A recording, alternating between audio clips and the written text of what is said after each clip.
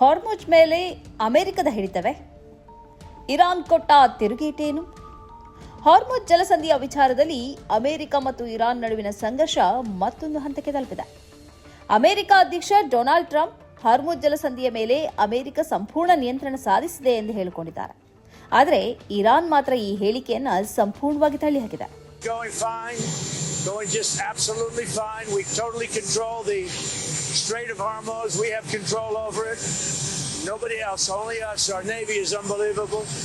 And things are going great.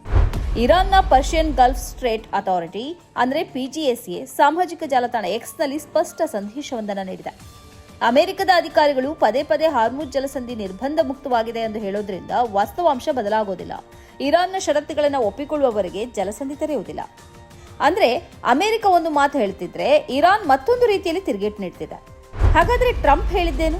Trump ತಮ್ಮ truth social ಪೋಸ್ಟ್ನಲ್ಲಿ ಹಾರ್ಮುಜ್ ಜಲಸಂಧಿಯ ಮೇಲೆ ಅಮೆರಿಕ ಸಂಪೂರ್ಣ ನಿಯಂತ್ರಣ ಸಾಧಿಸಿದೆ ಮತ್ತು ಆ ನಿಯಂತ್ರಣವನ್ನು ಮುಂದುವರಿಸುವುದಾಗಿ ಹೇಳಿದ್ದಾರೆ. ಅಮೆರಿಕದ ನೌಕಾಪಡೆಯ ಉಪಸ್ಥಿತಿಯನ್ನು ಅವರು ಉಲ್ಲೇಖಿಸಿ ಇರಾನ್ ಅದನ್ನು ತಡೆಯಲು ಸಾಧ್ಯವಿಲ್ಲ ಎಂದು ಪ್ರತಿಪಾದಿಸಿದ್ದಾರೆ. ಇಷ್ಟೇ ಅಲ್ಲ, ಇರಾನ್ನ ಸೇನಾ ವ್ಯವಸ್ಥೆ ಭಾರಿ ಹಾನಿಗೊಳಗಾಗಿದೆ. ಇರಾನ್ ಬಳಿ ಪರಿಣಾಮಕಾರಿ ನೌಕಾಪಡೆ ಅಥವಾ ವಾಯುಪಡೆ ಇಲ್ಲ. ರೆವಲ್ಯೂಷನರಿ ಗಾರ್ಡ್ ಕೂಡ ದುರ್ಬಲಗೊಂಡಿದೆ ಎಂದು ಟ್ರಂಪ್ ಹೇಳಿದ್ದಾರೆ. ಆದರೆ ಇರಾನ್ನ ಸಂದೇಶವೇನು? ಮಾತುಗಳಿಂದ ಹಾರ್ಮುಜ್ ತೆರೆಯುವುದಿಲ್ಲ, ಷರತ್ತುಗಳನ್ನು ಒಪ್ಪಿಕೊಳ್ಳಬೇಕು.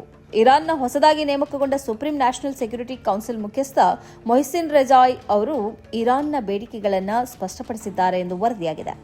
ಮೊದಲನೆಯದು, ಅಮೆರಿಕ ಯುದ್ಧ ಮತ್ತು ನಿರ್ಬಂಧಗಳನ್ನು ಕೊನೆಗೊಳಿಸಬೇಕು. ಎರಡನೆಯದು, ಇರಾನ್ನ ಸ್ಥಗಿತಗೊಳಿಸಲಾದ ಆಸ್ತಿಗಳನ್ನು ಬಿಡುಗಡೆ ಮಾಡಬೇಕು. ಮೂರನೆಯದು, ಲೆಬನಾನ್ ಮತ್ತು ಗಾಜಾ ಸೇರಿದಂತೆ ಇಡೀ ಪ್ರದೇಶದಲ್ಲಿ ಕದನ ವಿರಾಮಕ್ಕೆ ಒಪ್ಪಿಕೊಳ್ಳಬೇಕು. ಈ ಷರತ್ತುಗಳು ಈಡೇರಿದ ನಂತರವೇ ಹಾರ್ಮುಜ್ ಜಲಸಂಧಿಯನ್ನು ಸಂಪೂರ್ಣವಾಗಿ ತೆರೆಯುವ ಬಗ್ಗೆ ಇರಾನ್ ಸಿದ್ಧವಿದೆ ಎಂಬ ಸಂದೇಶವನ್ನು ನೀಡಲಾಗಿದೆ. ಇದರಿಂದ ಹಾರ್ಮುಜ್ ಜಲಸಂಧಿ ಕೇವಲ ಒಂದು ಸಮುದ್ರ ಮಾರ್ಗವಲ್ಲ, ಇದೀಗ ದೊಡ್ಡ ಭೌಗೋಳಿಕ ರಾಜಕೀಯ ಒತ್ತಡದ ಕೇಂದ್ರವಾಗಿದೆ ಎಂಬುದು ಸ್ಪಷ್ಟವಾಗುತ್ತದೆ. ಯಾಕೆಂದ್ರೆ ಹಾರ್ಮುಜ್ ಮೂಲಕ ಜಾಗತಿಕ ಪೆಟ್ರೋಲಿಯಂ ವ್ಯಾಪಾರದ ಸುಮಾರು 20% ಸಾಗುತ್ತದೆ. ಹೀಗಾಗಿ ಈ ಜಲಸಂಧಿಯಲ್ಲಿ ದೀರ್ಘಕಾಲದ ನಿರ್ಬಂಧ ಉಂಟಾದರೆ ಅದರ ಪರಿಣಾಮ ಕೇವಲ ಇರಾನ್ ಮತ್ತು ಅಮೆರಿಕಕ್ಕೆ ಸೀಮಿತವಾಗೋದಿಲ್ಲ.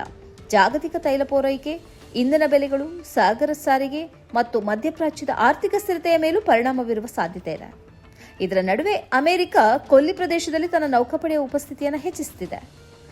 ಅಮೆರಿಕದ ಪ್ರಮುಖವಾದ ಮುಕ್ತ ನೌಕಾಯಾನವನ್ನು ಖಚಿತಪಡಿಸುವುದು ಮತ್ತು ಸಮುದ್ರ ಮಾರ್ಗದ ಭದ್ರತೆಯನ್ನು ಕಾಪಾಡುವುದು. ಬಾಹ್ಯ ಒತ್ತಡ ಮತ್ತು ನಿರ್ಬಂಧಗಳು ಮುಂದುವರಿದರೆ ಹಾರ್ಮುಜ್ ಮೂಲಕ ಸಾಗುವ ಸಮುದ್ರ ಸಾರಿಗೆ ಮೇಲೂ ನಿರ್ಬಂಧ ಹೇರಬಹುದು. ಇರಾನ್ನ ವಾದ. ಇದರ ನಡುವೆ ತೆರೆಮರೆಯಲ್ಲಿ ಅಮೆರಿಕ ಮತ್ತು ಇರಾನ್ ನಡುವೆ ರಾಜತಾಂತ್ರಿಕ ಮಾತುಕತೆಗಳು ನಡೆಯುತ್ತಿವೆ ಎಂಬ ವರದಿಗಳಿವೆ. ಹೀಗಾಗಿ ನಿಜವಾದ ಪ್ರಶ್ನೆ, ಹಾರ್ಮುಜ್ ಮೇಲೆ ಯಾರ ನಿಯಂತ್ರಣ ಇದೆ? ಅಮೆರಿಕದ ನೌಕಾಪಡೆಯ ಶಕ್ತಿಯೇ ನಿರ್ಣಾಯಕವಾಗುತ್ತದೆಯಾ, ಅಥವಾ ಹಾರ್ಮುಜ್ನ ಭೌಗೋಳಿಕ ಸ್ಥಾನ ಮತ್ತು ಇರಾನ್ನ ಪ್ರಾದೇಶಿಕ ಪ್ರಭಾವವೇ ಪ್ರಮುಖವಾಗುತ್ತದೆಯಾ? ಇದರ ಉತ್ತರ ಮುಂದಿನ ದಿನಗಳ ರಾಜತಾಂತ್ರಿಕ ಮಾತುಕತೆ ಮತ್ತು ಮಧ್ಯಪ್ರಾಚ್ಯದ ಸೇನಾ ಬೆಳವಣಿಗೆಗಳ ಮೇಲೆ ಅವಲಂಬಿತವಾಗಿದೆ.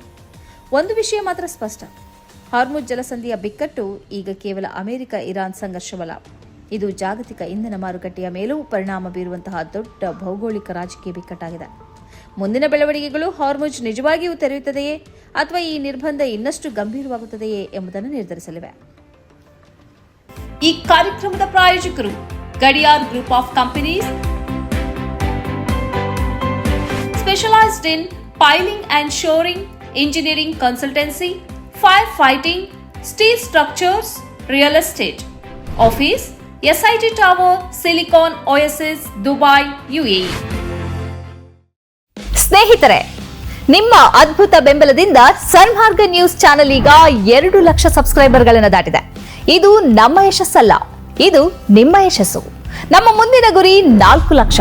ಇದು ಕಷ್ಟವಲ್ಲ. ನೀವು ಮಾಡಬೇಕಾದದ್ದು ಸಿಂಪಲ್.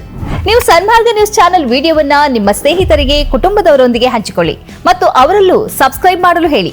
ನೀವು ಶಕ್ತಿಯನ್ನು ಕೊಡಿ, ನಾವು ನಿಖರ ಸುದ್ದಿ ಕೊಡ್ತೇವೆ. ಧನ್ಯವಾದಗಳು.